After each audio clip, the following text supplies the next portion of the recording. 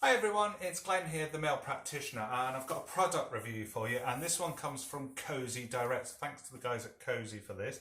They've given me a couple of sets of their cards, their outdoor learning cards.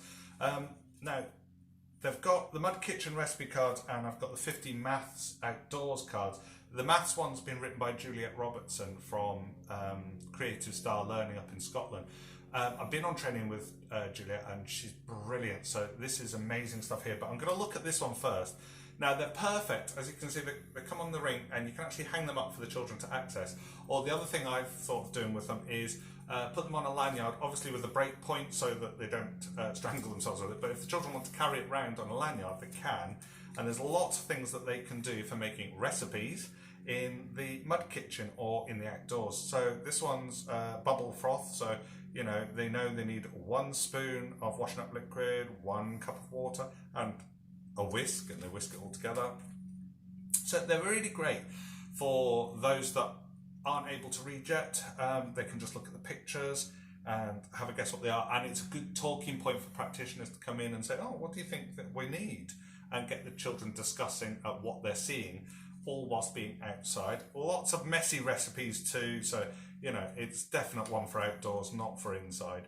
But these ones are great, so they're child accessible. You can have them just hanging up in your mud kitchen, or like I say, put them on a lanyard so the children can take it with them. It also helps for you to find them when they get left behind at the end of the day. They are made of a really good plasticky material, so they won't get wet and fall apart. They are super strong, like that, super strong, so they're not going to fall off the ring either. They're really, really sturdy, good cards for the children to get hold of. Now, the other one is 50 ideas for maths outdoors. Now, we're always looking at ways of being inclusive maths and numbers and everything else outside.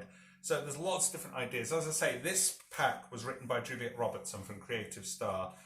If you have a look on my blog page somewhere else, there is a review I did of training that I was on, the Messy Maths training. It does also mention that book on the back here.